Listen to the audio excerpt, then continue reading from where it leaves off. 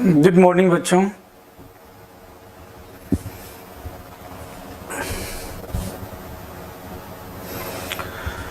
तो बच्चों आज हम लोग कोऑर्डिनेशन केमिस्ट्री के प्रीवियस ईयर के जेई मेन और एडवांस के क्वेश्चन डिस्कस करेंगे, ठीक है। और इसमें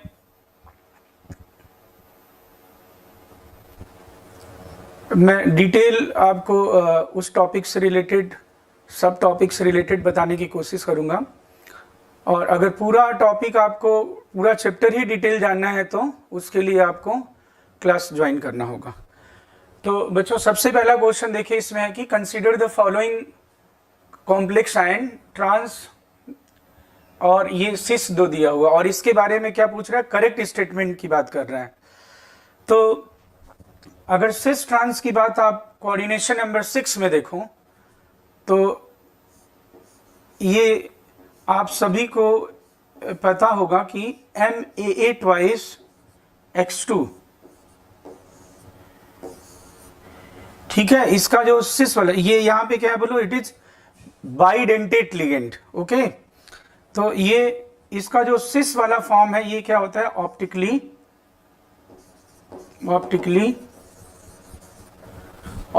एक्टिव,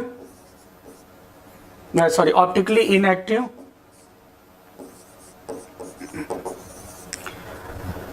ऑप्टिकली एक्टिव। और ट्रांस वाला फॉर्म क्या होता है, इनएक्टिव।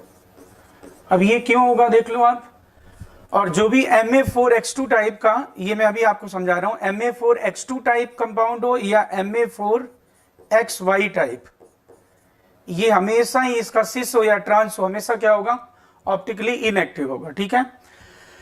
और जो अगर बाइडेंटेट लिगेंड की बात करूं, MAA ट्वाइस हो या फिर ये सिमेट्रिकल हो या फिर अनसिमेट्रिकल हो, इस केस में हमेशा जो सिस वाला होगा एक्टिव होगा और ट्रांस वाला क्या होगा बोलो, इनएक्टिव, क्योंकि इसमें प्लेन ऑफ सिमेट्री है। अब इसको, ये जो कंपाउंड कॉम्प्लेक्स आपको दिया हुआ है, सिर्फ इसके रिगार्डिंग हम लोग बात कर लेते हैं। इसमें गिवन है आपका EN और Cl, इथाइलिन डाइएमाइन और क्लोरीन वाला। तो इसमें आप देख लो ट्रांस वाला क्यों ऑप्टिकली इनएक्टिव होगा। तो ये मैं बना रहा हूं इसका ट्रांसफॉर्म, ये इसका ट्रांसफॉर्म है बेटा, ठीक है। देखो आप सभी जानते हो, एक तरह के लिगेंड 180 पे हो तो ट्रांस और 90 पे हो तो क्या होता है बोलो, सिस। अभी देख लो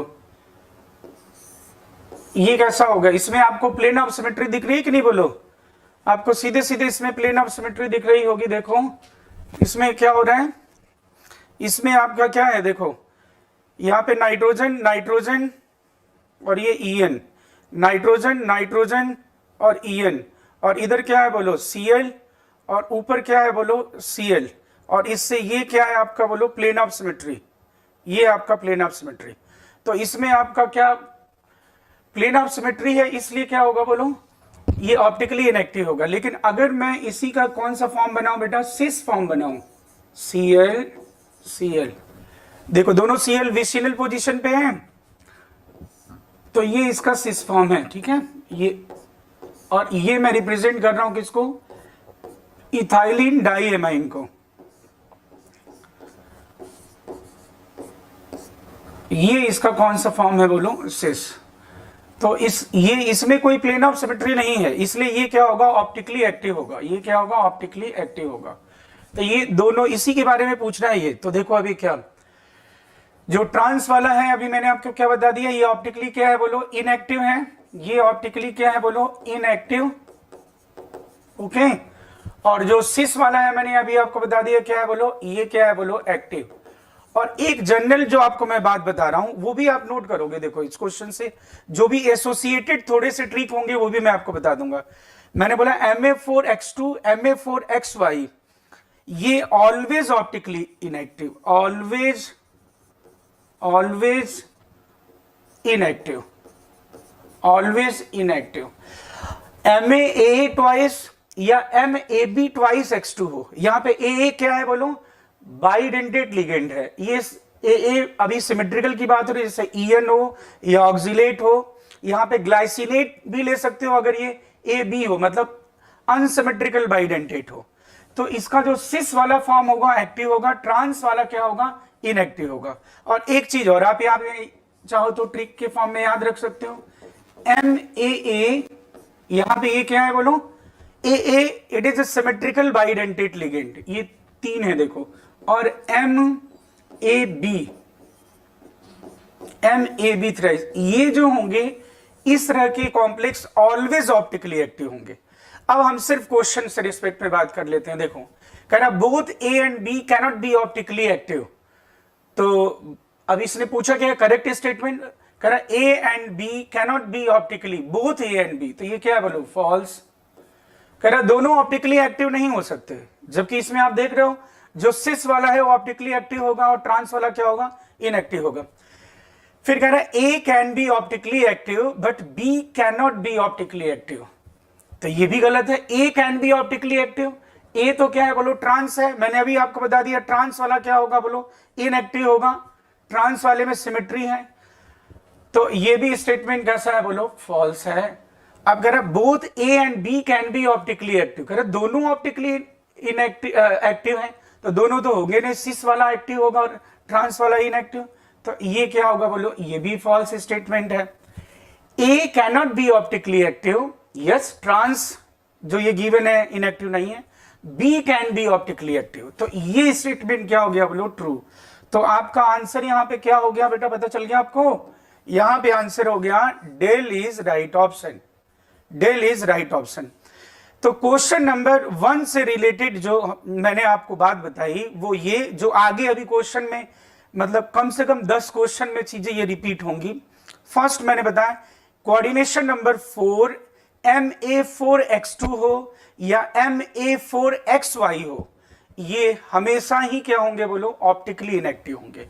ये जैसा मैंने लिखा है they are always optically inactive, ठीक है ना, क्योंकि इसमें प्लेन ऑफ सिमेट्री होगी हमेशा। जो MAA ट्वाइस X2, या फिर मैं यहां पे एक और लिखता हूं बेटा MAB ट्वाइस X2 या XY भी लिख सकते हो, डिफरेंट लिगेंड हो। इस तरह वालों का क्या होगा बोलो, सिस वाले ऑप्टिकली एक्टिव होंगे और जो ट्रांस वाला होगा वो क्या होगा बोलो, इनएक्टिव होगा।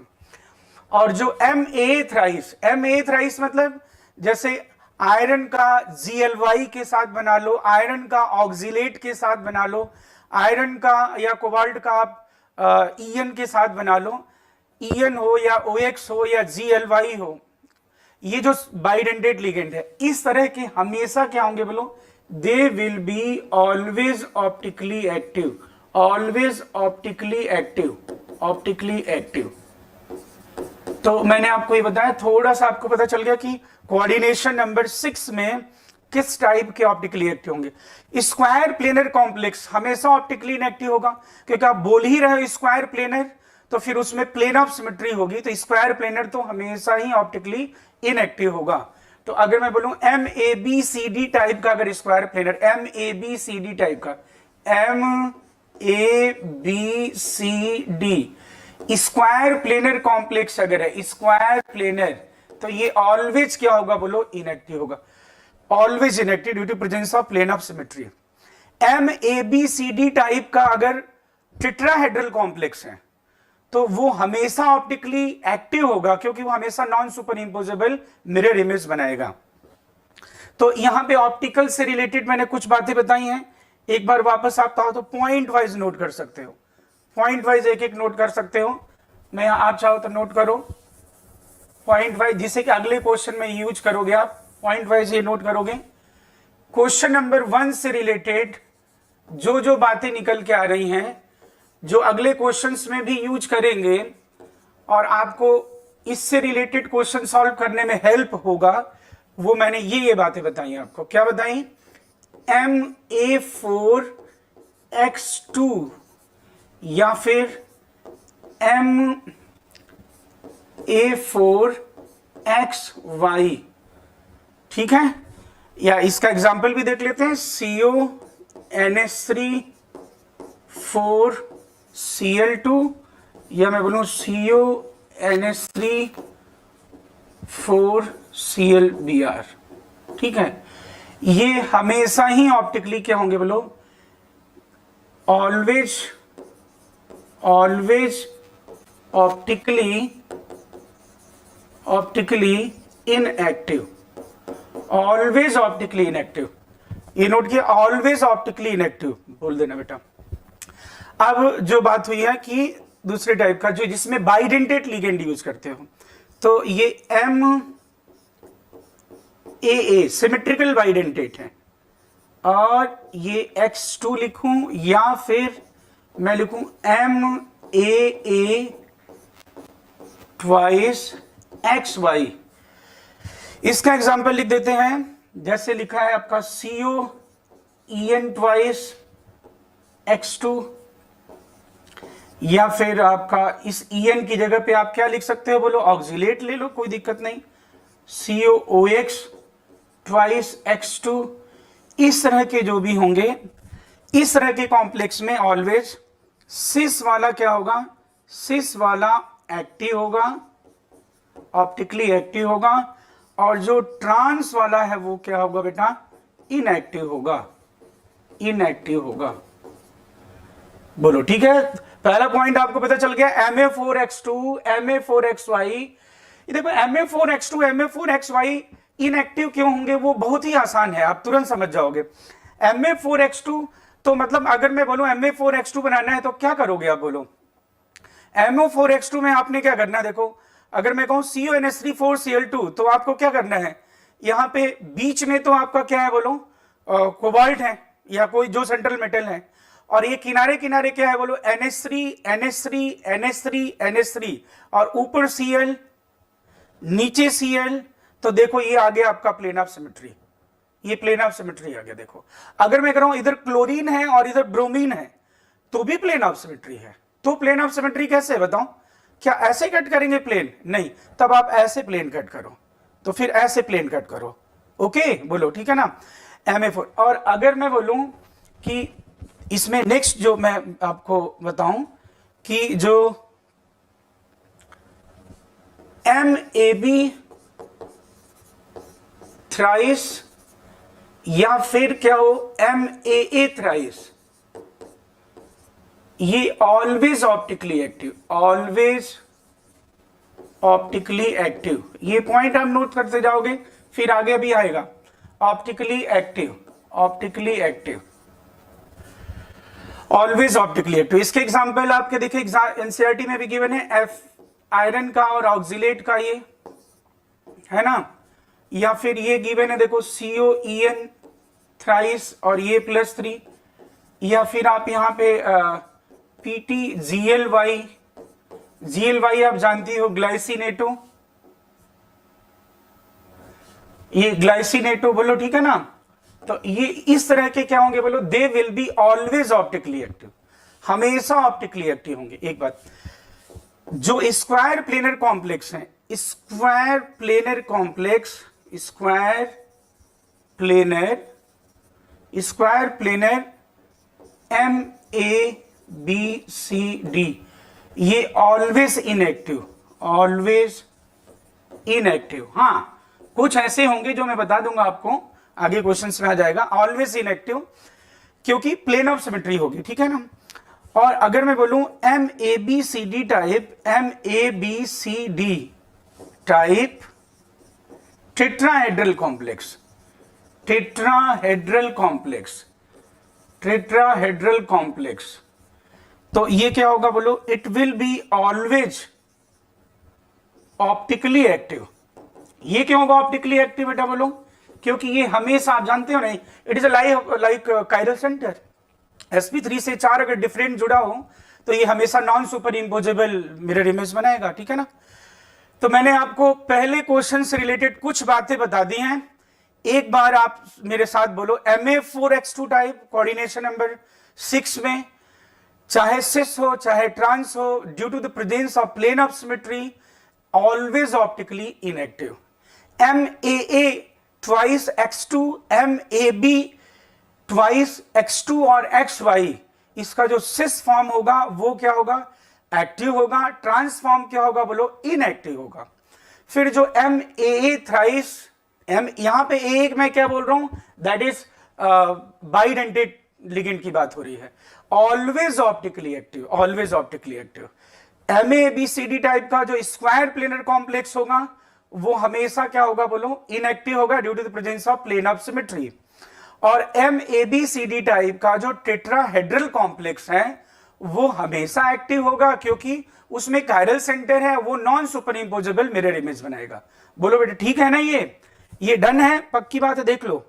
अब इसमें एक और मैं आपको पॉइंट नोट करा दूं, जो MABCD ऐसा अगर मैं लिखता हूं ABCDEF, कितने कोऑर्डिनेशन नंबर 6 है ना बोलो, तो इसके टोटल जो बनेंगे दैट इज 6C2, और ये 15 क्या बनते हैं इसके बोलो, ज्योमेट्रिकल आइसोमर्स, और सभी ऑप्टिकली एक्टिव होते हैं, इसलिए टोटल आइसोमर इस केस में क्या बनते हैं, all are active, all are active. Total जो हो जाएगा क्या हो जाएगा बोलो, 15 GI हैं और सारे ऑप्टिकली एक्टिव हैं, क्योंकि कोई सिमेट्री नहीं है इसमें, तो टोटल हो जाएंगे इसमें कितने, 30 आइसोमर हो जाएंगे। टोटल कितने बेटा, 30 आइसोमर हो जाएंगे, ये भी याद होगा।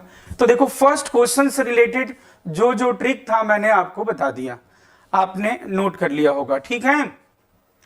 इसमें किसी को डाउट तो नहीं है, बोल दीजिएगा। बोलो, तो फर्स्ट क्वेश्चन आपने देख लिया, वापस एक बार देख लो क्या पूछा है, सब समझ में आ रही बात, आगे बढ़ा जाए। इससे रिलेटेड कोई डाउट नहीं है ना आपको, बोलो। अब बेटा इसमें नेक्स्ट क्वेश्चन की तरफ चलते हैं। कह रहा कॉम्प्लेक्स, अब देखो ये क्वेश्चन ये अपने मन से ट्राई करोगे। अब देखो अभी मैंने बता दिया, अब ये क्वेश्चन अपने मन से ट्राई करोगे। चलो अभी मैंने जो जो बताया उसके अकॉर्डिंग बताओ। ये देखो क्या दिया है, ट्रांस CrCl2OX2 दिया हुआ है। ये किस टाइप का मैंने आपको बताया था, बोलो। मैंने वही बोला, MAAX2 सिस वाला एक्टिव होगा, ट्रांस वाला इनएक्टिव। जस्ट अप्लाई करो, फटाफट आप ये बता दोगे। ये कैसा होगा बेटा, बोलो। ट्रांस वाला इनएक्टिव, ये क्या होगा, इनएक्टिव होगा। पता चल गया क्यों होगा, due to presence of plane of symmetry. Trans FeNH3 देखो ये भी हो गया Ma4X2 टाइप, कितना आसान है। मतलब ये जो 4-5 पॉइंट लिखवाए हैं ना आपको, उससे मैक्सिमम मतलब जो ऑप्टिकल वाले कोऑर्डिनेशन के क्वेश्चन होते हैं, मतलब सभी तो नहीं बोलूंगा, बस 90% केस में क्या होता है बोलो, सॉल्व ही हो जाएगा, उससे ज्यादा, ठीक है ना। अब ये भी इनएक्टिव होगा, आपको पता चल गया क्यों इनएक्टिव होगा बेटा, बोलो। Due to presence of plane of symmetry. अब देखो ये क्या दिया है, सिस वाला दे दिया। अभी क्या बताया था बेटा मैंने, सिस वाला जो MAAX2 या MABX2 टाइप का होगा, वो क्या होगा, क्या होगा बोलो, एक्टिव होता है। लेकिन ये किस टाइप का है देखने जरा, ये क्या बाइडेंटेट है, ये बाइडेंटेट लग रहा है, ये बाइडेंटेट लग रहा है, बाइडेंटेट नहीं है, ये क्या यूनिडेंटेट है। Ma4X2 या Ma4XY, whether it is cis और ट्रांस, ऑलवेज इनएक्टिव, हमेशा क्या होगा बोलो, इनएक्टिव होगा। अब इसमें आ जाइए, ये कौन सा दिया है, देखो ये आपका हो गया ये वाला, देखो MAA2X2, इसका कौन सा फॉर्म मैंने बताया था, सिस वाला फॉर्म क्या होगा बोलो, एक्टिव होगा। देखो तो इसमें एक्टिव पूछा है ना बोलो, तो dell is right option, dell is right option, बोलो ठीक है। इसमें डाउट नहीं है ना आपको, आगे बढ़े बोलो नेक्स्ट क्वेश्चन की तरफ। चलो अब ये क्या कह रहे हैं, a complex A has a composition of H12O6Cl3, जो भी लिखा है chromium, if the complex on treatment with concentrated H2SO4 loses 13.5% of its original mass, तो इस, और फिर कह रहा है इसका करेक्ट फॉर्मूला क्या होगा आपको। तो इसमें आपको पता होना चाहिए, देखो मेरी बात सुनो, जो कोऑर्डिनेशन स्फीयर के अंदर होता है, देखो अगर मैं बात करूं कि आप जानते हो H2SO4 is a dehydrating agent, तो आप बोलो अगर मैं यहां पे इसके सारे कॉम्प्लेक्स बनाऊं क्रोमियम वाले, H2O5Cl और ये हो गया आपका Cl2.H2O, और ये लिख रहा हूं मैं CrH2O4 Cl2 Cl.2H2O। अब बेटा मुझे बताओ, और एक 3H2O जो कि आइसोलेट नहीं किया जा सका है, उसको केवल हम 3 मानते हैं इसमें। अब इसमें आप बोलो which is most reactive for dehydration. Normally H2SO4 के साथ कौन डिहाइड्रेशन शो नहीं करेगा? तो कौन नहीं करेगा? जो डब्बे के अंदर होगा, that is inside the coordination sphere, वो डिहाइड्रेट नहीं होगा। या देखो, अगर ड्रास्टिक कंडीशन करोगे फिर तो कोई बात ही नहीं, सब रिमूव हो जाएगा। लेकिन वैसे नॉर्मली मैं बोलूं H2SO4 ऐड करने पे सबसे ज्यादा वाटर लॉस कौन करेगा? तो ऑब्वियसली ये लॉस करेगा, फिर ये नहीं लॉस करेगा, ठीक है ना। तो अब इसमें आपको क्या करना है, टोटल एक तो इसका वेट निकाल लीजिए, मॉलिक्यूलर वेट इसका जो निकालोगे वो आप यहां पे देख लो कितना आ जाएगा, 52 Cl, और ये गिवन है H2O का आप जानते ही हो। तो टोटल यहां पे वेट आप जब निकालोगे दैट इज, तो ये हो गया आपका 52 प्लस 35 इंटू 3 और प्लस कितना है 18 इंटू 6, ये आ गया, ठीक है ना। ये वेट अब अगर कितना परसेंट लॉस हो रहा है इसका, 13.5, यानी ये जो आपने निकाला है ये वैल्यू आप मान लो कि मान लो इसका जो भी आया है x आया है, तो x इंटू 13.5 वेट आप कैलकुलेट कर लोगे कितना है ये। और इसी को अगर मैं क्या करूं, कितने हमें क्या निकालना है, हमें निकालना है इसका फार्मूला, मतलब हमें जो लॉस हुआ है वेट, वो जो वेट लॉस है वो वाटर के मॉलिक्यूलर वेट के मल्टीपल में कितना है। अगर मान लो कि वो जो वेट लॉस है वो 18 के करीब है, तो इसका मतलब वाटर मॉलिक्यूल 1 है। अगर वो से 35.9 या 36 के करीब है, 36, तो फिर इसका मतलब वाटर मॉलिक्यूल कितने हैं बाहर, 2 हैं। तो ये जब आप निकालोगे 18 से डिवाइड कर देना, तो ये अप्रोक्सीमेटली 1.9 समथिंग आएगा। तो ये आप किसके बराबर मान लोगे, 2। इसका मतलब जो जितना वेट लॉस हो रहा है H2SO4 के साथ रिएक्ट कराने पे, वो वेट लॉस वाटर के जो मॉलिक्यूलर वेट है उसके मल्टीपल में लगभग क्या है बोलो, 2 टाइम्स आ रहा है। इसका मतलब वाटर मॉलिक्यूल कितने बाहर है, 2 वाटर मॉलिक्यूल बाहर है। तो आंसर इसका क्या हो जाएगा, डी। आपको पता चल गया कि नहीं क्या मैं बोल रहा हूं। आप इस पूरे कॉम्प्लेक्स का मॉलिक्यूलर वेट निकाल लोगे, उसका 13.5% लॉस होता है। 13.5% करने के बाद जो आएगा, आप जो वैल्यू आएगी उसको 18 से डिवाइड करोगे, वो नंबर ऑफ वाटर मॉलिक्यूल को रिप्रेजेंट करेगा। और वो नंबर ऑफ वाटर मॉलिक्यूल कहां पे होगा, वो आउटसाइड द कोऑर्डिनेशन स्फीयर और inside the coordination sphere, outside the coordination sphere. तो वो क्या है बोलो, दैट इज डी हो जाएगा, ठीक है। आप क्या बात समझ में आ गई आपको मैं क्या बोल रहा हूं। इस तरह के कभी भी क्वेश्चन आए कि कोई कॉम्प्लेक्स गिवन है और उसको H2SO4 से ट्रीट करने के बाद कितने परसेंट डिहाइड्रेशन होता है, इतना परसेंट वाटर लॉस होता है या वेट लॉस होता है, तो आपको क्या करना है पता चल गया। पहले उस कॉम्प्लेक्स का वेट निकालना है, उस वेट का जितना परसेंट लॉस हो रहा है तो वो आप उतना परसेंटेज निकाल लोगे, उसको 18 से डिवाइड कर दोगे। 18 से डिवाइड करने के बाद वो आपको number of water molecule outside the coordination sphere पता चल जाएगा। ओके, तो डेल इज राइट ऑप्शन। अब बेटा नेक्स्ट आ जाए, देखो फिर the one that not expected to show isomerism. अब आइसोमेरिज्म में बात आई है तो देखो यहां पे सिर्फ ऑप्टिकल की बात नहीं हो रही है, अब ये सभी आयनाइजेशन, लिंकेज या हाइड्रेट आइसोमेरिज्म है ना, कोऑर्डिनेशन पोजीशन, ये सारी की बात हो रही है। तो अब ये क्या फर्स्ट की बात कर रहा, ये किस टाइप का है, Ma4H2।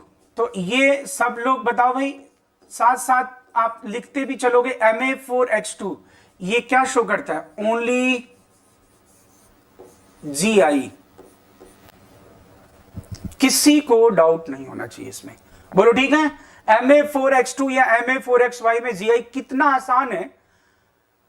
आप अपने कॉपी के चारों कॉर्नर पे क्या रखो, ए रख दो, बीच में कॉपी के क्या रखो, मेटल रखो, ऊपर X नीचे X, तो ट्रांस। और अगर X आप रखते हो कॉपी पे, तो ये वाला आप बहुत आसानी से बना सकते हो, ठीक है ना। इसका एग्जाम्पल जैसे मैं लिख दू CuNH3 ये लिखा ही हुआ है, और ये देखो एनसीईआरटी वाला एग्जाम्पल, बोलो ठीक है कि नहीं। अब ये मैंने क्या बताया था, देखो आप ध्यान से देखो, मैंने अभी बोला था कुछ देर पहले MAA थ्राइस और MAB जो कि यहां पे बाइडेंटेट है, ध्यान रखना, they are always optically active, always always always always optically active. कोई सोचना नहीं क्योंकि हमेशा ये नॉन सुपर इंपोजेबल मिरर, ये ऑलवेज ऑलवेज ऑप्टिकली एक्टिव। तो इसमें ये कौन सा आइसोमेरिज्म शो करेगा, it will only show optical isomerism, optical isomerism, optical isomerism. Okay बेटा बोलो ठीक है, हेलो। अब ये इसकी बात कर रहा है NiNH3 और ये अपने को क्वेश्चन क्या पूछ रहे, ध्यान देना, नॉट शो, ठीक है ना। PTNH3 ये तो तुम जानते ही हो, PTNH3 ये तो आपको याद होगा, सिस्प्लेटिन, ट्रांसप्लेटिन, ये कोई भी ऐसा बच्चा नहीं होगा जो नहीं जानता होगा, ये सभी लोग जानते हैं। बोलो बेटा NH3 ये कौन सा होता है, बोलो सिस्प्लेटिन, स्क्वायर प्लेनर जो कि एंटी कैंसर में यूज किया जाता है। ये है आपका ट्रांस वाला, ठीक है ना। ये देखो ये किसकी बात हो रही है, ये ट्रांस वाला, यानी ये भी क्या शो करेगा, GI। लेकिन व्हाट अबाउट सी में अगर आप देखो तो ये जो निकिल है यहां पे +2 में है, और निकिल का आप जानते हो 3D8 4s2 होता है, और अगर मैं Ni+2 कर दूं तो क्या लिखूंगा, 3D8 और 4s0। अब आप बताओ इसमें कॉन्फ़िगरेशन जो होगा, जो इसमें आपको ये मिलेगा, ये कौन सा हाइब्रिडेशन हो जाएगा यहां पे, sp3। अब आप क्या जानते हो, tetrahedral complex cannot show geometrical isomerism because the relative position surrounding the central metal is same। अगर एक्सचेंज भी कर देते हैं उनको तो हमें क्या मिलेगा भाई, सिस और ट्रांस का क्या मतलब है, एक जैसे लिगेंड पास में हो तो सिस, दूर हो तो ट्रांस, ऐसा बोलते हैं। या तो मैं क्या बोलूंगा, कोऑर्डिनेशन में एट 90 डिग्री एडिसेंट पोजीशन पे क्या होगा, सिस होगा, और 180 पे होंगे तो क्या होगा, ट्रांस होगा।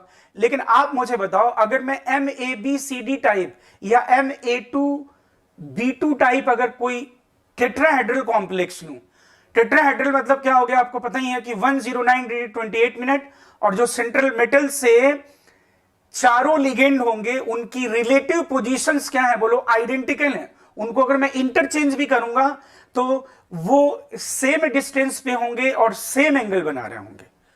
तो आपके देखो एनसीईआरटी की ही लाइन है कि tetrahedral complexes cannot show GI because the relative position surrounding the central metal is same, by interchanging the ligand we will get the same arrangement. Okay, तो इसलिए ये ध्यान रहे कि अब एक चीज और यहां पता चल गया आपको कि जो भी टेट्राहेड्रल कॉम्प्लेक्सेस है, tetrahedral complexes cannot show GI, आप नोट कर ले, टेट्राहेड्रल कॉम्प्लेक्सेस, हालांकि ये तो लिखना क्या है तो जानते हो आप, tetrahedral complex can't show GI, they cannot show GI, ये नहीं लिखा, ठीक है ना, आप समझ गए, आप लिख लेना, tetrahedral complexes cannot show GI। तो बोलो आंसर क्या हो गया, आपको पता चल गया, चेन्नई। इस क्वेश्चन में किसी को डाउट है क्या, बोलो। फर्स्ट मैंने क्या बोला, not expect, MA4X2 only GI, no optical. Bombay will only show optical isomerism. Chennai will not show any isomerism because of tetrahedral geometry, ठीक है, टेट्राहेड्रल ज्योमेट्री है। और डेल जो है वो स्क्वायर प्लेनर कॉम्प्लेक्स है, प्लेटीन, इसका एसिस फॉर्म है, ये ट्रांस में केवल ये GI शो करेगा। तो क्वेश्चन नंबर 4 में भी आपको कोई डाउट होगा नहीं। ओके बेटा, आगे बढ़ा, ठीक है। Now question number 5, question number 5 में देखिए कह रहे कि a complex X with general formula ऐसा दिया, कंपोजिशन दिया इसका CrH2O6 और Cln दिया हुआ है, has a spin only magnetic moment this Bohr magneton. यानी एक तो ये हो गया, चलो जी, ये म्यू गिवन है कितना बेटा, म्यू आप जानते हो √NN+2, ठीक है ना, बोहर मैग्नेटॉन। ये हो गया। इससे हम क्या निकाल सकते हैं बोलो, अगर मैग्नेटिक मोमेंट दिया है तो अनपेयर्ड इलेक्ट्रॉन निकाल सकते हो ना। तो अब अगर यहां पे गिवन है आपका कि कितना गिवन है दोस्त, 3.83, तो हे बच्चों क्या आप इसमें ये कैलकुलेट कर सकते हो, n की वैल्यू अप्रोक्सीमेटली कितना आएगी बोलो, 3 आ जाएगी। कैलकुलेट कर लोगे ना, 3 आ जाएगी, यानी 3 अनपेयर्ड इलेक्ट्रॉन है इसमें, इस कॉम्प्लेक्स में। फिर आगे बोल रहा इट रिएक्ट विद AgNO3, बहुत ध्यान सुनना, it react with AgNO3। AgNO3 से अगर ये रिएक्ट कर रहा है, कोई हैलोजन वाला कॉम्प्लेक्स है, इसका मतलब ये हुआ कि जो हैलोजन है that is outside the coordination sphere, outside the coordination sphere. तो आउटसाइड द कोऑर्डिनेशन स्फीयर है, इससे इतना हमें पता चला क्या, इट रिएक्ट विद AgNO3, इसका मतलब क्लोराइड डब्बे के बाहर है, ठीक है ना, डब्बे के अंदर भी हो सकता है, मतलब ये पक्का है कि कोई ना कोई डब्बे के बाहर है, तभी वो AgNO3 से रिएक्ट करेगा। अब कह रहा है एंड शो ज्योमेट्रिकल आइसोमेरिज्म। अब ये बात ध्यान देने वाली है, 2 बातें बोली इसने इस कॉम्प्लेक्स के बारे में। एक तो क्या बोला, AgNO3 से रिएक्ट करता है, और एक बात और बोली है इसने कि GI भी शो करता है, ये भी बात बोली है। तो अब आप सोचो, पहले तो आप इसका वो निकाल लो, Cr किस स्टेट में है कि अनपेयर्ड इलेक्ट्रॉन इतना हो। तो क्रोमियम का आप सभी जानते हो कि नॉर्मल जो कॉन्फ़िगरेशन होगा इसका, इलेक्ट्रॉनिक कॉन्फ़िगरेशन आउटर मोस्ट वाला 3d5 लिखता हूं मैं और 4s1, ओके। और क्योंकि 3 है तो ये ऑब्वियसली Cr किस स्टेट में होगा बोलो, +3। तो +3 में अगर होगा बालक तो ये हो जाएगा 3d, और दुष्टों 1 इधर से हटाओ, 2 इधर से हटाओ, यानी 3d3, और ये 4s0। पाजी दसो, ठीक है ना पाजी। अब ये Cr+3 है और ये कॉम्प्लेक्स न्यूट्रल है, इसका मतलब पक्की बात है क्लोरीन 1 नहीं, 2 नहीं, 3 है क्लोरीन। यानी अपने पास ये जो फार्मूला है, ये फार्मूला आगे बढ़ जाए भाई इसमें, किसी यहीं पे पता है, आगे बढ़ते हैं, एक पेज ले लेते हैं, ये एक पेज इधर। अब बेटा देखो, हेलो हेलो देखिएगा सब लोग, इसका मतलब ये हो गया कि ये क्या है, CrH2O और 6 और Cl3। बेटा आप बताना कैसे हमने ये जाना, आपको पता चल गया, पक्की बात है। देखो हमने अनपेयर्ड इलेक्ट्रॉन निकाल लिया, उससे हमें ऑक्सीडेशन स्टेट पता चल गया कॉन्फ़िगरेशन से, और क्योंकि न्यूट्रल है इसका मतलब है कि क्लोराइड कितने हैं, क्लोराइड 3 है, तभी वो +3 को काउंटर बैलेंस कर रहे हैं। अब इसके बाद की बात करें, अब ये क्या कह रहा है, कह रहे कि ये जो कॉम्प्लेक्स मिल गया, एक तो ये AgNO3 से भी रिएक्ट करता है, AgNO3 के साथ क्या देता है बोलो, प्रेसिपिटेट देता है, जानती हो AgCl का व्हाइट प्रेसिपिटेट। और दूसरा कह रहा है कैंशो GI। अब ये इसका मॉलिक्यूलर फार्मूला लिखा हुआ है, कंपोजिशन लिखा हुआ है। अब इसका कौन सा मैं कॉम्प्लेक्स बनाऊं कि GI भी शो करे और AgNO3 के साथ रिएक्ट भी करे। तो इसमें मैं एक कॉम्प्लेक्स तो ऐसा बनाऊंगा, CrH2O4 और ये Cl2, और यहां पे आ गया आपका Cl.2H2O। अब आप देख लो ये दोनों कंडीशन को फुलफिल कर रहा है कि नहीं, देख के बताओ। Ma4H2 बोलो, सिस ट्रांस शो कर रहा है कि नहीं, ये रहा आपका वाटर मॉलिक्यूल, देख लेना दोस्तों, ये देखो। और ये क्या बेटा, ये हो गया आपका सिस H2O, ये H2O और ये Cl और ये Cl, ये देखो, सॉरी H2O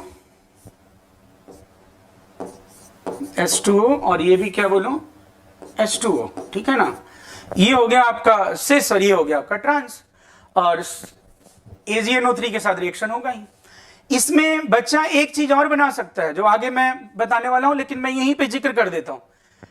अगर सिर्फ इसने बोला होता it doesn't react with AgNO3 can show GI, ध्यान दीजिएगा, फिर क्या होता, ये बना सकते थे आप CrH2O3Cl3.3H2O।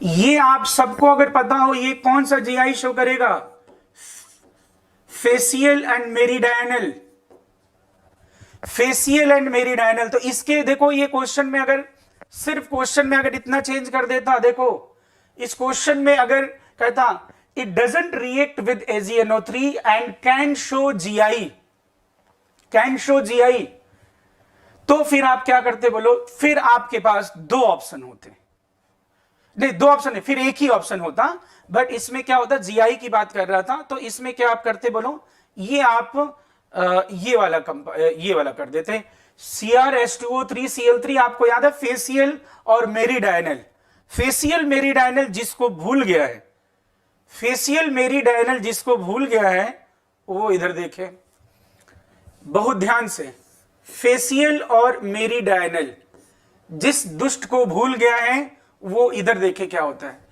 फेसियल मेरिडायनल ये होता है, ये कौन शो करते हैं, Ma3X3 टाइप। ध्यान से, ये मैं एग्जांपल जो ले रहा हूं वो कौन सा वाला है, एकदम एनसीईआरटी वाला, देख लो। फेसियल में क्या करते हो आप बोलो, आप ऐसे याद रखो, फेसियल अगर लिखा हुआ है ना, देखो फेसियल, शॉर्ट में क्या लिखते बोलो, केवल FAC लिख देते हैं, तो आप ये CI से याद रखोगे, फिर मैं ट्रिक बता रहा हूं, सिस क्या याद रखोगे, फेसियल में तीन एक जैसे लिगेंड एक दूसरे के रेस्पेक्ट में सिस में रहते हैं, क्या रहते हैं बोलो, सिस में। तो अब यहां पे अगर मैं करूंगा, यहां पे देखो, ये मैं फेसियल वाला बना रहा हूं, CO और यहां लिखा मैंने Cl, ये पोजीशन सबको पता है कि नहीं, बताओ मुझे कि ये सिस वाला पोजीशन है, और ये रहा आपका NH3 और ये रहा आपका NH3। अब इसमें आपको क्या करना है, देखो इसमें अब फेसियल क्यों कहते हैं आपको पता है, क्योंकि इसमें तीन आइडेंटिकल जो लिगेंड हैं उनको अगर ज्वाइन करें then they will form equilateral triangle on face, they will form equilateral triangle. तो अगर आप बेटा इसमें ज्वाइन करते हो, इसको देखना जरा दुष्टों, ध्यान से देखना, तो अब ये क्या है, इसको अगर एक मिनट, इसको ज्वाइन करो आप दुष्ट, एक मिनट, हाँ ठीक है। अब देखो, अब इसको ज्वाइन करो, ये Cl, ये तीनों Cl को ज्वाइन करो, अब तुम्हें दिख रहा होगा साफ साफ, ये देखो,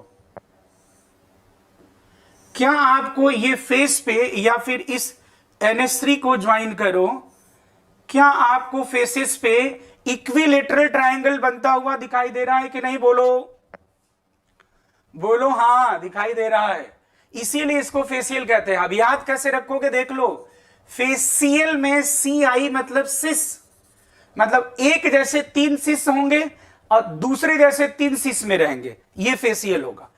आपको मैं अभी ये शो कर दूंगा, ये इनएक्टिव होगा, ठीक ना। तो अभी हमने अपने पास जो है, देखो अपने पास जो ये बताया मैंने, CrH2O3Cl3 ही तो है, CrH2O3Cl3 तो है, ये तो देखो Ma3X3 टाइप हुआ ना, तो ये क्या GI शो करेगा, दैट इज फेक मर बोलते हो आप, फेसियल मेरिडायनल। अब मेरिडायनल कैसे बनता है भाई, मेरिडायनल में देखो मैक्सिमम आप ट्रांस कितने में कर सकते हो, मैक्सिमम ट्रांस हो सकता है आपका 2 लिगेंड ट्रांस हो सकते हैं, तीसरे को तो सिस ही होना पड़ेगा, आप सोच सकते हो ये। अब जो तीसरा अमोनिया बचा वो क्या होगा बोलो, इसके रिस्पेक्ट में सिस, Cl ये सिस, और अब आप ये मिला लो। अब ये मेरिडायनल क्यों बोलते हैं, तो मेरिडायनल इसलिए बोलते हैं भाई क्योंकि अगर हम इसमें तीन एक जैसे लिगेंड को अगर मिलाएं तो एक आपको मेरिडिन से, मतलब इसके मध्य से 3D डायगोनल आपको गुजरता हुआ दिखेगा। तो अगर मैं ये NH3 को मिलाता हूं, देखो तुम ये NH3,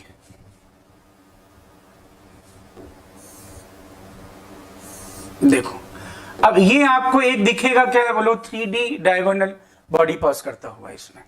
मतलब इसको अगर हम ऐसे बना दे तो ज्यादा अच्छा रहेगा, आप इस पे देख पाओगे। तो अगर देख सकते हो तो यहां पे मैंने Cl रखा, यहां पे Cl रखा, और यहां पे आप कॉपी हाथ में ले लीजिए, देख लीजिए कॉपी, बीच में सेंट्रल मेटल, यहां पे Cl, यहां पे Cl, दोनों Cl किस में है, ट्रांस में, और यहां पे Cl तीसरा वाला सिस में है। अब अगर मैं इसे मिलाता हूं ऐसा, तो आपको बिल्कुल ही एक इससे क्या पास होता हुआ दिखाई देगा, आपको इधर से पास होता दिखाई देगा एक 3D डायगोनल बॉडी। देखो इसी को मेरिडायनल बोलते हैं, मेरिडायनल बोलते हैं, ठीक है ना। तो ये हो गया आपका मेर, और ये दोनों ऑप्टिकली इनएक्टिव हैं, both are optically inactive, plane of symmetry is there, optically inactive, optically inactive. बोलो पाजी, बोलो पाजी, ठीक है, ओके जी। तो ये बात आपको समझ में आ गई। इस क्वेश्चन में क्या था, इस क्वेश्चन में वापस आ जाएं, देख लो अब ध्यान से, मैंने इससे रिलेटेड जो भी बातें थी बता दी आपको। अब इसने पहले मैग्नेटिक मोमेंट दिया था, मैंने अनपेयर्ड इलेक्ट्रॉन निकाल लिया, नंबर ऑफ इलेक्ट्रॉन कितने अनपेयर्ड हैं, उससे हमें ऑक्सीडेशन स्टेट पता चला।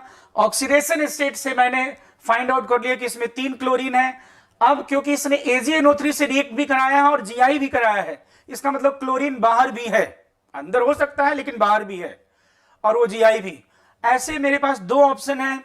अगर केवल Gi वाला ऑप्शन की बात करूं तो अपने पास Gi वाला ऑप्शन, ये भी था Gi वाला ऑप्शन और ये भी Gi वाला ऑप्शन, लेकिन जो क्वेश्चन में गिवन है उसको फुलफिल कर रहा है कौन, ये फुलफिल कर रहा है CrH2O4 Cl2Cl.2H2O। तो ये हो गया आपका, इसमें इसका फॉर्मूला जो अपने पास आ गया CrH2O4, और ये क्या बेटा Cl2, और बाहर क्या भाई Cl और .2H2O। ओके, अब इसका नाम पूछ रहा जी, तो ये क्या है भाई, tetra aqua डाइक्लोरिडो chromium 3 chloride dihydrate. ये देख लो, ये डेल हो जाएगा, टेट्रा एक्वा डाइक्लोरिडो, ये देख लो डाइहाइड्रेट। बेटा बोलो इसमें कोई डाउट है आपको, किसी तरह का कोई डाउट बोलिएगा क्वेश्चन नंबर 5 में।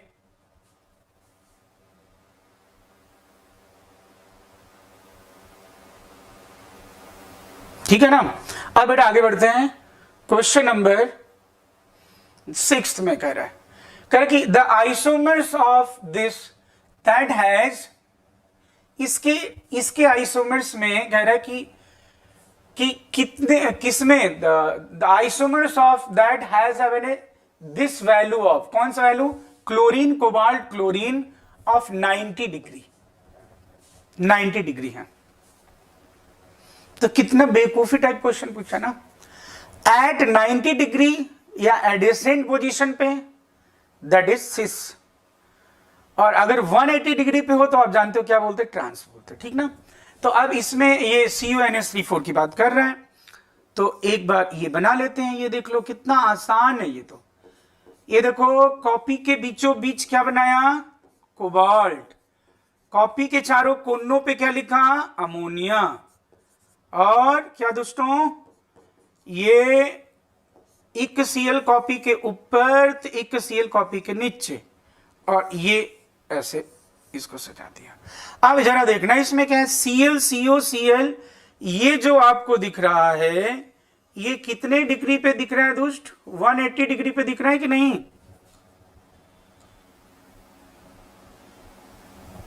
तो 180 डिग्री पे दिख रहा है कि नहीं, बोलो दोस्त। और ये फिर क्या बना रहा है दूसरा बेटा, CO, ये देखो Cl और फिर ये हो गया आपका NH3 और ये NH3 और ये NH3, ठीक जी। अब ये जोड़ दो जी, ऐसे सजा दो। अब बेटा बाकी एक एक चीज डिटेल कोऑर्डिनेशन कंपाउंड जिसको पढ़ना है, रजिस्टर ऑन adityaClasses.com, और आपको डिटेल सिर्फ कोऑर्डिनेशन, अगर चैप्टर पढ़ना चाहते हो सिर्फ कोऑर्डिनेशन पढ़ सकते हो, कोई भी पर्टिकुलर चैप्टर पढ़ना चाहते हो तो उसके लिए भी यहां पे सुविधा उपलब्ध है। ठीक है, आप एक चैप्टर की मास्टरी करना चाहते हो, कोऑर्डिनेशन, तो यस कोऑर्डिनेशन, जस्ट पे फॉर कोऑर्डिनेशन। अगर आप चाहते हो सिर्फ आइसोमेरिज्म तो पढ़ो आइसोमेरिज्म इन ऑर्गेनिक केमिस्ट्री। सिर्फ आप चाहते हो ऑर्गेनिक रिएक्शन मैकेनिज्म तो पढ़ो ऑर्गेनिक रिएक्शन मैकेनिज्म, छोड़ दो बाकी पढ़ना है। सिर्फ चाहते हो पी ब्लॉक तो पी ब्लॉक पढ़ो। सिर्फ इलेक्ट्रोकेमिस्ट्री चैप्टर वाइज भी यहां पे आपके लिए सुविधा उपलब्ध है। अब बेटा यहां पे देखो ये सीओसी, आप जरा देखो ये वाला कैसे है, सीएल सीओ, ये सीएल और सीओसीएल, क्या ये आपको 90 डिग्री पे नहीं दिख रहा? अभी मत कहना कि नहीं सर 180 डिग्री है तो दांत तोड़ दूंगा। ये ऐसे है, ये सीएल ये बाहर है, ठीक है ना। अभी रखोगे आप ऐसे कॉपी में तो अगर मैं कह रहा हूं कि एक सीएल आपके यहां पे है और बीच में यहां पे है और एक यहां पे है, देखो ये देखो दोस्त, तब देखना जरा ये वाला और वो जो कॉपी में है वो कितने डिग्री पे हो गए, 90 डिग्री पे हो रहे हैं कि नहीं? ठीक है ना। तो ये वाला आंसर हो गया। ये कौन सा वाला फॉर्म बनाया था आपने, सिस वाला, तो ये हो गया सिस ओनली दोनों। तो क्या इसमें आपको डाउट है बेटा, बोलो किसी तरह का कोई डाउट? ठीक है ना। अगला क्वेश्चन बढ़ते हैं, अगले क्वेश्चन की तरफ। अब देखो वापस वही आ गया। अब ये तो तुम लोग बोलोगे दोस्त अभी बताया था मैंने, नहीं दांत तोड़ दिया जाएगा। मैंने अभी आपको कुछ देर पहले ये बताया था। ये देखो फेस और मर, मैंने क्या बताया था आपको? फेस कैसे याद रखोगे? कभी भी पूछेगा फेस मतलब फेसियल तो क्या रखोगे याद? सिस, सी आई मतलब क्या याद रखोगे? सिस। एक जैसे 3 लिगेंड सिस में रहेंगे, फिर दूसरे जैसे 3 लिगेंड सिस में रहेंगे, ठीक है ना। जो मेरिडायनल होगा उसमें 2 ट्रांस में और तीसरे को तो सिस में ही होना पड़ेगा, ठीक है ना। तो फेशियल मेरिडायनल में क्या बताया था मैंने आपको अब भी जस्ट, तो ये क्यों ना वापस मैं आपको शो कर दूं। ये देखो अब भी आपके सामने है, ये इट इज सॉरी फेशियल, ये बनाया अभी, इट इज फेशियल, ये हो गया आपका फेशियल और ये हो गया आपका मेरिडायनल, अभी बताया था। तो फेशियल मेरिडायनल कौन शो करता है बोलो? फेशियल मेरिडायनल। और ये दोनों ऑप्टिकली इनएक्टिव होते हैं, एक बात ध्यान रहे। किसी तरह से भी आप देख सकते हो कि इसमें क्या होगा बोलो, प्लेन ऑफ सिमेट्री होगा। फेशियल मेरिडायनल की बात हो रही है, जो क्वेश्चन चल रहा उसमें आप एक बार देख लीजिए कि प्लेन ऑफ सिमेट्री कैसे है। फेशियल की बात करो पहले, इसमें प्लेन ऑफ सिमेट्री कैसे है, फेशियल की बात करो। तो इसमें फेशियल में चलो क्या करना है आपको, 3 एक जैसे आपको सिस में रखने हैं। तो आप यहां पर रखो Cl, ये रहा आपने Cl और ये रखा आपने Cl, ध्यान है ना। क्या रखा है बोलो? Cl कहां पे रखा? ये एक एनसीईआरटी वाली बुक ले लो अपनी, बस बीच में मेटल है जान लो। Cl, Cl और यहां पे Cl, ये तीनों Cl सिस में हो गए। NH3 NH3 और यहां पे लिख दिया मैंने क्या बोलो, NH3। फिर मैं बोल रहा हूं देखो, अब कॉपी वाले प्लेन में क्या आ गए, 2 Cl आ गए, 2 अमोनिया आ गए। कॉपी के ऊपर क्या आ गया बोलो, 1 Cl आ गया। कॉपी के नीचे क्या आ गया बोलो, अमोनिया आ गया। और अब तुम प्लेन ऑफ सिमेट्री साफ साफ दिख रहे हो। अगर मैं ऐसे कट करूं तो वो अब तुम्हारे साइड में क्या आ रहा, NH3Cl और इधर भी क्या आ रहा है, NH3Cl। तो ये प्लेन ऑफ सिमेट्री कैसे है पता चल रहा ना, that is like that plane of symmetry. बोलो ठीक है ना, प्लेन ऑफ सिमेट्री है, प्लेन ऑफ सिमेट्री बोलो ठीक है ना। और अगर मैं इसका कौन सा बनाऊं, मेरिडायनल बनाऊं, तो चलो मेरिडायनल में क्या करते हो, 2 ट्रांस में होगा, तीसरा तो सिस में ही हो जाएगा। तो देखो ये Cl ऊपर है, Cl नीचे है और ये Cl मैंने कहां रख दिया, इन a similar way NH3 NH3 NH3 यहां रख दिया।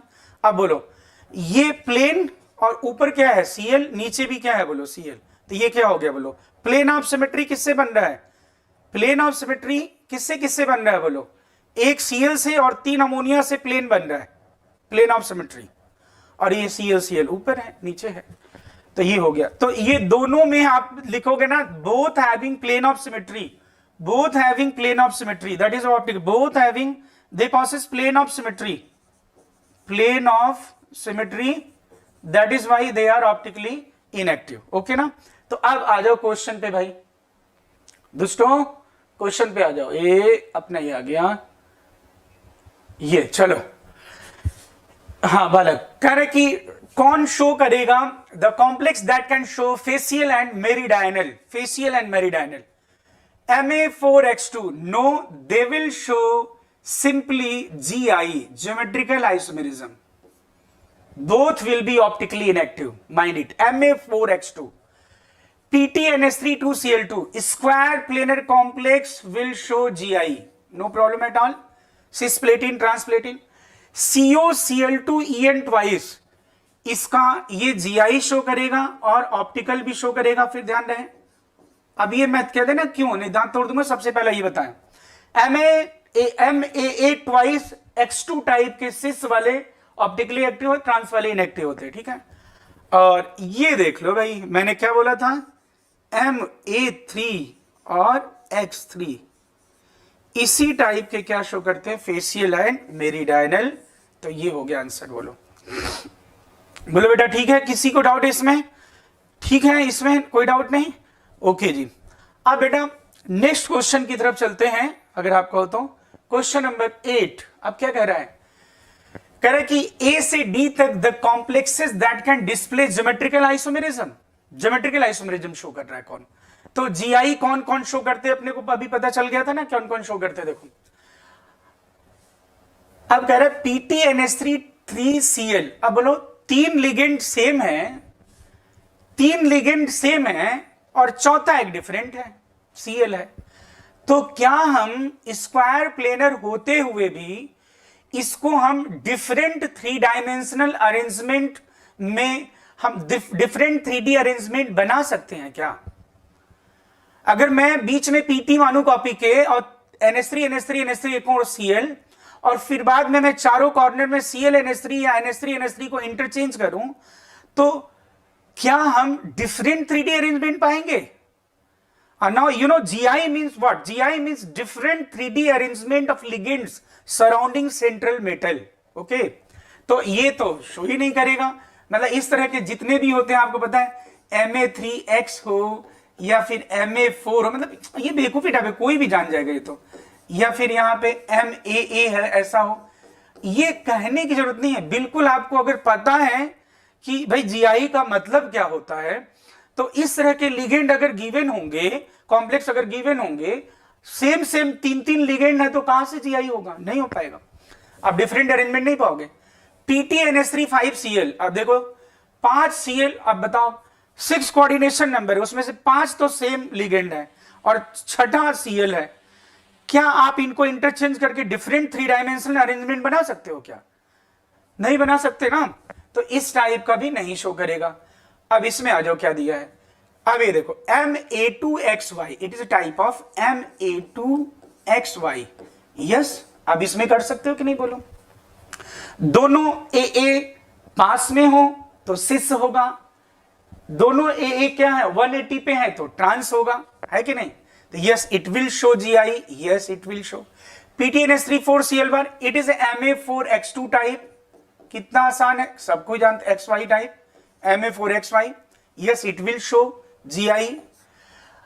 तो इसमें आंसर हो गया 3 and 4। तो 3 and 4 कौन सा ऑप्शन आ गया बेटा? 3 and 4, that is Chennai is right option. तो क्या देखो, इसमें डाउट तो नहीं होगा आपको, मुझे लगता है, ठीक है ना? समझे नहीं समझे बेटा, बोलो ठीक है। चलो आगे बढ़ते हैं, इसमें किसी को डाउट नहीं होना चाहिए। अब बेटा आ जाओ, नेम पूछ रहा है कि इसका नेम क्या होगा। तो नेम में आपको पता ही है भाई, अमीन क्या बोलते हैं और क्लोरिडो, हाइड्रिडो, जो भी है। तो इसका नाम क्या बता दोगे आप, कोई दिक्कत नहीं है भाई। NH3 है एमाइन, और ये है CH3NH2 को क्या बोलोगे, मेथेन एमाइन, और ये Cl आप जानते ही हो, क्लोरिडो। तो इसमें आपका डाई अमीन, तो डाई अमीन देख लो भाई, और chlorido methane amine, di amine chlorido methane amine platinum second chloride. यहां पे ऑक्सीडेशन स्टेट तो निकाल लेते हो आप। ऑक्सीडेशन स्टेट सब लोगों को आता है ना भाई निकालने। X मान लो, ये सब न्यूट्रल है, ये -1 है, इक्वल टू क्या है बोलो, +1 है, तो x इक्वल टू क्या होगा, +2 हो जाएगा, ठीक है ना। तो ये die amine chlorido methane amine platinum 2 chloride, ठीक है। तो ए इज राइट ऑप्शन। अब बेटा नेक्स्ट हम बात करें क्वेश्चन नंबर 10 नंबर में, करें कि the number of possible complexes Ma2B2 with sp3 and dsp2 hybridized metal respectively। Optical isomer पूछ रहा है Ma2B2 में, और ये क्या कह रहा है, sp3 और क्या है बोलो, sp2 ऑप्टिकल आइसोमर। और ये क्या कह रहा है, note A and B are unidentate neutral unidentate monoanionic ligand, ठीक है ना। तो अभी एक तो sp3 है, sp3 Ma2B2 type, okay Ma2B2 type. अब Ma2B2 टाइप sp3 मतलब ये टेट्राहेड्रल है, चलो ये तो सेम हो गया, कोई दिक्कत ही नहीं।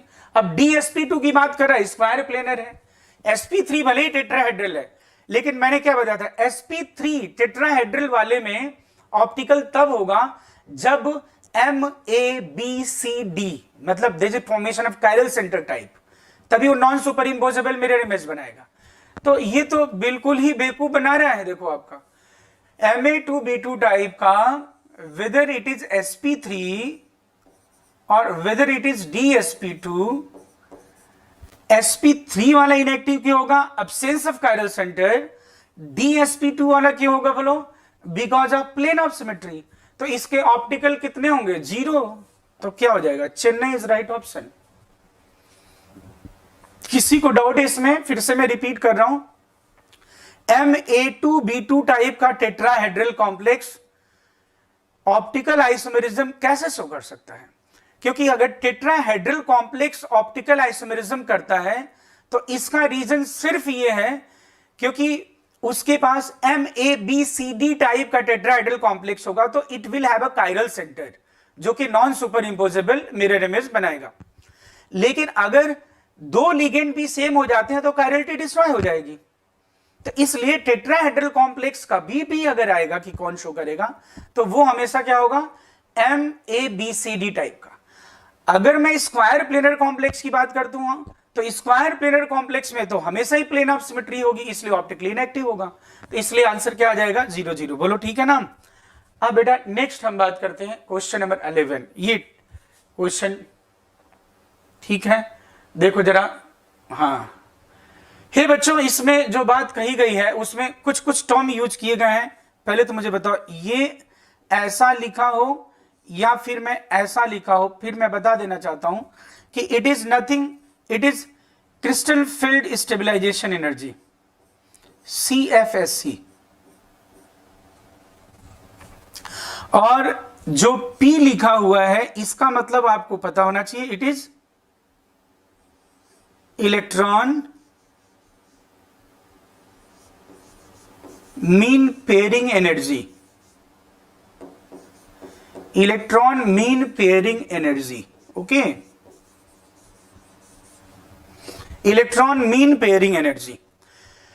हे बालक, आप सभी लोगों ने इसके फार्मूले जाने होंगे, सब कुछ किया होगा, आपने जानते हो, लेकिन क्या आप जानते हो इसका फिजिकल सिग्निफिकेंस पता है क्या आपको?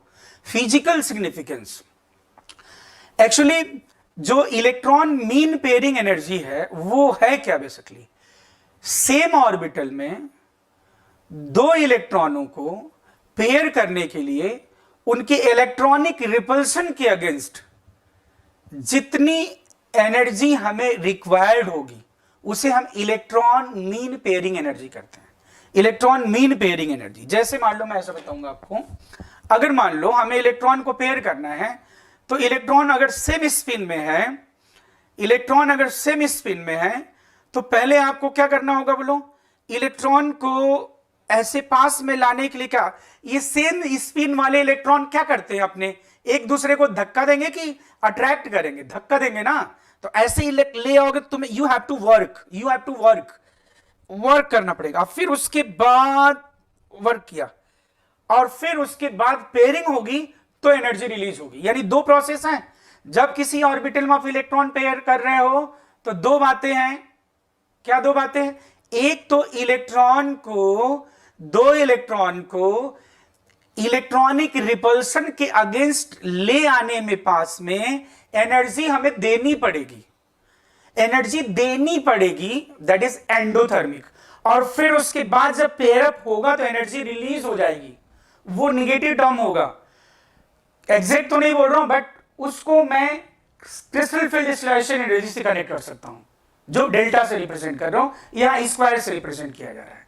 यानी यहां पे दो टर्म है बेटा, दो टर्म है। अगर स्ट्रॉन्ग लिगेंड के प्रेजेंस में इलेक्ट्रॉन की पेयरिंग होती है नहीं होती है, वो उसमें दो बातें आ रही हैं। एक तो है P, जिसे इलेक्ट्रॉन मीन पेयरिंग एनर्जी, ये कैसी वैल्यू है मुझे बताइए, कैसी वैल्यू है ये पॉजिटिव है कि निगेटिव है? ये पॉजिटिव है। और ये वाला वैल्यू कैसी है बोलो? निगेटिव है, एक्सोथर्मिक। ये एंडोथर्मिक, और ये दुष्ट कैसा? ये एक्सोथर्मिक, ठीक है ना। अब इसमें आपने क्या करना है, देखो इसमें आपने क्या करना है कि कभी भी इलेक्ट्रॉन पेयरिंग कब होगी, हमेशा देखो, मैं एक्सोथर्मिक को बोलूंगा ना आउटपुट और एंडोथर्मिक को इनपुट बोलूंगा। कोई भी प्रोसेस फिजिबल कब होगा? When output will be greater than input. Output ज्यादा हो, इनपुट कम हो। 2 घंटा पढ़ो, 8 घंटे का आउटपुट है ना, इस टाइप का, मतलब इफेक्टिव वर्क। तो अब इसमें अब मैं बोलूंगा कि कोई भी इलेक्ट्रॉन पेयर कब होगा, तो उसके लिए एक रिलेशन बनेगा। क्या बनेगा रिलेशन? कि अगर delta is greater than P तो इलेक्ट्रॉन पेयरिंग होगा, इलेक्ट्रॉन पेयरिंग, ओके, लो स्पिन कॉम्प्लेक्स बनेगा। अगर P is greater than delta मतलब ये मैंने बोल दिया ना, ये और ये एक ही बात है, तो फिर नो पेयरिंग। और एक और है केस, एक और केस है भाई, वो इक्विलिब्रियम स्पिन कॉम्प्लेक्स बोलते हैं, equilibrium spin complex, transition spin complex बोलते हैं। उसमें क्या होगा, जब डेल्टा और P बराबर हो, है ना, इस केस में किस पे डिपेंड करेगा? टेम्परेचर पे डिपेंड करेगा। तब किस पे डिपेंड करेगा बेटा? टेम्परेचर पे डिपेंडेंट होगा। 3 केसेस अपने पास है, देखो। जब देखो मेरी बात सुनो, कोई तुम डेल्टा जी भी पढ़ते हो ना, डेल्टा जी, वो गिब्स हेल्महोल्ट्ज वाला, तो डेल्टा जी हमेशा निगेटिव होगा तो प्रोसेस फीजिबल होगा, पॉजिटिव होगा तो नॉन स्पॉन्टेनियस होगा। तो वैसे तुम हमेशा एक चीज याद रखो कि if output greater than input then process will be spontaneous, process feasible होगा। तो यहां पे तुम याद रखो, electron pairing energy required energy है इलेक्ट्रॉनिक रिपल्सन के अगेंस्ट, और जो डेल्टा है वो एनर्जी रिलीज होती है पेयरिंग के ड्यूरिंग। तो हमेशा पेयरिंग कब होगी? जब डेल्टा ज्यादा होगा, P से ज्यादा होगा।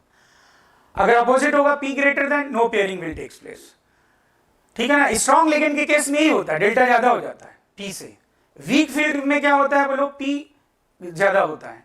और अगर मैं बोलूं दोनों इक्वल हो, तो एज यू नो इक्विलिब्रियम पे, इक्विलिब्रियम कैसे डिसाइड होता है किधर शिफ्ट हो जाए? External factor will control, temperature dependent. तो कुछ कॉम्प्लेक्स ऐसे होते हैं, they will show temperature dependent magnetism. तो वो चीज तो इसी में आ जाएगा, आगे मैं और बताऊंगा बाकी डिटेल, अभी इसमें हम आते हैं, ठीक ना। एक चीज हो गई। अब एक बात और हमने जानना है कि ये जो क्रिस्टल फील्ड स्टेबलाइजेशन एनर्जी है, या मैं अगर बोलूं स्ट्रेंथ ऑफ लिगेंड, बड़े ध्यान सुनना, strength of ligand, strength of ligand, मैं अगर इसको इधर लिखूं तो ज्यादा अच्छा, पहले इतना नोट कर लिया आपने सबने, तो मैं आगे बढ़ूं। हाँ देखो, strength of ligand, strength of ligand directly proportional to, और क्या आप जानते हैं ये डेल्टा, मतलब delta is nothing, it is energy. तो ये किसके बोलो, यानी आप सीधा, ये लेमडा क्या है बोलो? लेमडा एब्जॉर्ब, कितना वेवलेंथ ये एब्जॉर्ब करता है वो वाला, ठीक है ना। तो strength of ligand directly proportional to delta, inversely proportional to lambda. और एनर्जी की बात कभी भी अगर लाइट की एनर्जी की बात होगी तो आप सभी जानते हो कि लाइट की एनर्जी और लेमडा में ये मुझे कहने की कोई जरूरत नहीं है ना, कि इन्वर्स होता है, ठीक है ना। तो ये बात ये ध्यान रखना, जितना स्ट्रॉन्ग लिगेंड होगा, स्ट्रॉन्ग लिगेंड के प्रेजेंस में लॉन्गर वेवलेंथ नहीं शॉर्टर वेवलेंथ एब्जॉर्ब होंगे, ठीक है ना। स्प्लिटिंग तभी ज्यादा होती है, एनर्जी ज्यादा एब्जॉर्ब होती है। अब इसमें मैं बात करूं एक चीज और, जो delta different crystal failure stabilization जो होते हैं डिफरेंट कॉम्प्लेक्सेस के, डिफरेंट ज्योमेट्री के, कोऑर्डिनेशन नंबर 6, कोऑर्डिनेशन नंबर 4, 8 या फिर 3, तो इसके लिए हमें क्या है, एक रिलेशन है कि ऑक्टाहेड्रल का जो है और टेट्राहेड्रल का जो है वो एक रिलेशन है। ये प्रूफ भी हो सकता है, ये प्रूफ भी किया जा सकता है, डेरिवेशन मतलब मैं कह रहा हूं ये होता है 4/9, मतलब ये इसके बराबर होता है ऐसा। मतलब ऑक्टा टेट्राहेड्रल का जो होगा crystal field stabilization energy that is equals to 4/9 octahedral का, ठीक है ना। तो अब यहां पे जो जो पूछ रहा है बोलते जाए, ठीक है ना। चलो ये आपकी पेयरिंग के केस पता चल गया ना, पेयरिंग वाले केस, ठीक है। अब आ जाओ पहला, कह रहा octahedral cobalt 3 complex with strong field ligand have a very high magnetic moment. अब आप बताओ मुझे, अगर स्ट्रॉन्ग फील्ड लिगेंड है तो स्ट्रॉन्ग फील्ड लिगेंड में कौन सा केस होगा बोलो। स्ट्रॉन्ग फील्ड लिगेंड मतलब यहां पे मैं आता हूं, इसे यहीं पे लिखता जा। Strong field ligand means delta greater than P। अब ये इसका कोबाल्ट का होता क्या भाई, इसका होता है 3d6 4s0, यस या नो। कोबाल्ट +3 का ये होगा ना, 3d7 4s2 होता है। अब अगर मैं इसको T2G में तोड़ के लिखूं तो अब अगर स्ट्रॉन्ग लिगेंड है तो ये केस है, तो फिर ये क्या बनेगा T2G6EG0। अब बताओ सारे इलेक्ट्रॉन पेयर हो गए तो how it can be high magnetic moment, ये तो डाईमैग्नेटिक हो जाएगा दोस्त। तो ये स्टेटमेंट कैसा है, गलत कि सही है बताओ मुझे जल्दी बताओ। और ये एनसीईआरटी बार का नहीं है, कुछ भी एक लाइन एनसीईआरटी बार का नहीं है। अब ये फिर बिल्कुल ही कैसा स्टेटमेंट है बोलो, गलत, फॉल्स स्टेटमेंट। अब कह रहे बॉम्बे, कह रहे कि P greater than delta, P greater than delta, P greater than delta क्या मैंने बताया बोलो, पेयरिंग होगी कि नहीं होगी बताओ मुझे। P ग्रेटर देन, अच्छा इसमें तो लिखा ही हुआ है ना, इसमें तो कोई बात ही नहीं है। कह रहे कि if P greater than delta then configuration will be this, cobalt third,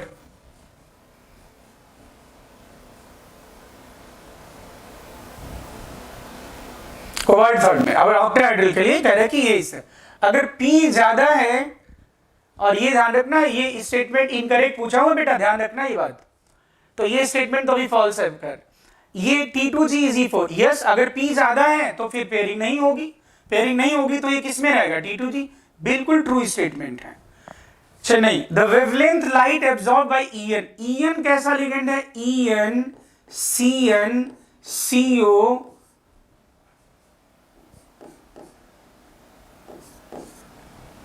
NCS NO2 मतलब नाइट्रोजन से डोनेट हो, ये सभी कैसे लिगेंड है। आप अगर आपको पता हो they are strong ligand. Strong ligand के प्रेजेंस में क्या होता है, स्ट्रॉन्ग लिगेंड के प्रेजेंस में मैंने अभी जस्ट बताया था आपको, अगर देखो strong ligand strength of ligand delta inversely proportional to lambda. तो अब देख लो wavelength of light absorb by EN, EN strong ligand है, अगर स्ट्रॉन्ग लिगेंड है तो वेवलेंथ कैसी एब्जॉर्ब होगी, लॉन्गर वेवलेंथ। तो फिर ये क्या करा, absorb is a lower, strong ligand है तो, स्ट्रॉन्ग लिगेंड है तो लॉन्गर वेवलेंथ नहीं, मैं गलत बोल गया ना, स्ट्रॉन्ग लिगेंड है तो क्या होगा बोलो, क्योंकि एनर्जी ज्यादा एब्जॉर्ब होगी, एनर्जी ज्यादा एब्जॉर्ब होगी तो लोअर वेवलेंथ, लोअर वेवलेंथ। तो ये कह रहा है lower than that of this, बिल्कुल सही है, ये बिल्कुल ट्रू स्टेटमेंट है। फिर से मैंने, क्योंकि इसमें मैंने स्टेटमेंट गलत रिपीट किया था, ध्यान सुनिए फिर मैं बोल रहा हूं। Strength of ligand directly proportional to delta, inversely proportional to क्या बताया आपको, वेवलेंथ एब्जॉर्ब। तो ईएन क्योंकि ईएन कैसा लिगेंड है बोलो, स्ट्रॉन्ग लिगेंड है। स्ट्रॉन्ग लिगेंड है तो उसके प्रेजेंस में ज्यादा एनर्जी एब्जॉर्ब होगी। ज्यादा एनर्जी एब्जॉर्ब होना मींस वेवलेंथ क्या होगा बोलो, शॉर्टर वेवलेंथ है। यानी ईएन हो और फ्लोराइड हो तो फ्लोराइड लॉन्गर वेवलेंथ फ्लोराइड के प्रेजेंस में एब्जॉर्ब होगा और ईएन के प्रेजेंस में क्या होगा, शॉर्टर वेवलेंथ एब्जॉर्ब होगा। ठीक है ना।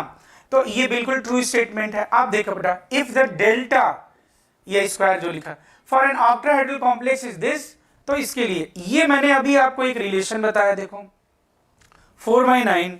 अब ये कह रहा है कि इसके लिए कितना है, 18,000 है, तो कह रहा है टेट्राहेड्रल के लिए 16 हो। तो कैसे होगा देखो, 4/9 इंटू अगर मैं 18,000 करता हूं तो क्या ये वैल्यू आएगी, देख लो आप, ये तो गलत आ रही है ना वैल्यू, ये तो कितना आ रहा है बोलो, 8,000 के करीब आ रहा है, 8,000। तो ये स्टेटमेंट बिल्कुल क्या बोलो, फॉल्स है। तो इसने पूछा भी यही है, इनकरेक्ट स्टेटमेंट पूछा है। तो इनकरेक्ट स्टेटमेंट हो गया ए और डी। ए और डी ऐसा कौन सा ऑप्शन है, देखो बेटा, A and D, that is a is right option. A is right option. क्या इसमें आपको किसी तरह का डाउट है बेटा, बोल दीजिएगा, एनी डाउट बोलिएगा, एनी डाउट। क्वेश्चन नंबर 11 पे कोई डाउट नहीं ना, पक्की बात है, देख लो इस रिलेटेड कुछ बातें मैंने बता दी, आपको पता चल गया। ओके, अब ये तो बहुत ही आसान क्वेश्चन है। The coordination number of cobalt in बेटा, कोऑर्डिनेशन नंबर क्या है, it is the number of coordinate bond, number of sigma bond with central metal and ligand. ठीक है ना। तो इसमें आपको कुछ भी नहीं करना, देखो CO है तो एक Cl और फिर En कितने दिया हुआ है, En इसमें दिया हुआ है 2। आपको पता ही है कि En क्या होगा, CH2 इथाइलिन डाइअमाइन, सब जानते हो। ये बाइडेंटेट है ना, सिमेट्रिकल बाइडेंटेट है। तो एक En कितने कोऑर्डिनेशन नंबर प्रोवाइड करेगा बोलो, 2 कोऑर्डिनेशन नंबर, है ना। तो ये आपका ये CO यहां से हो गया, यहां से फिर हो गया, एक Cl हो गया, ये N ने डोनेट किया, फिर N ने, अब देखो आप यहाँ पे कितने कोऑर्डिनेशन नंबर हो रहे हैं, देखो 1 2 3 4 5, तो 5 हो गया। इसमें कितना है बोलो, ऑक्सिलेट आप जानते हो, ऑक्सिलेट में क्या होगा भाई, ये देखो ऑक्सिलेट में 2 जगह से डोनेट हो रहा है, तो 2 जगह से डोनेट हो रहा है, एक OX कितने कोऑर्डिनेट बॉन्ड बनाएगा, 2, तो 3 मिलकर कितने बनाएंगे, 6, तो 5 and 6 ये हो जाएगा, देखो 5 और 6। तो बिल्कुल ही आसान है। तो मुझे लगता है कि आज इतना ही रहने दे और कल हम लोग और अच्छे से डिस्कस करेंगे, बढ़िया से और बिल्कुल ही डिटेल। तब तक आप लोग इन क्वेश्चन से रिलेटेड जो भी थ्योरी नोट की हो एक बार करना, ठीक है। और जो भी इंडिविजुअल टॉपिक के लिए पढ़ना चाहते हैं वो aditya-classes.com पे जाके रजिस्टर करें। और इंडिविजुअल टॉपिक मतलब आपको कोऑर्डिनेशन पढ़ना है, आपको आइसोमेरिज्म पढ़ना है, आपको सिर्फ कार्बोहाइड्रेट पढ़ना है, आपको सिर्फ आयनिक इक्विलिब्रिया पढ़ना है, आपको सिर्फ एटॉमिक स्ट्रक्चर पढ़ना है, आपको सिर्फ S ब्लॉक पढ़ना है, मतलब सबके लिए आपके ऑप्शन खुले हुए हैं, ठीक है ना। तो बच्चों आज के लिए बस इतना ही। Okay, thank you, bye bye.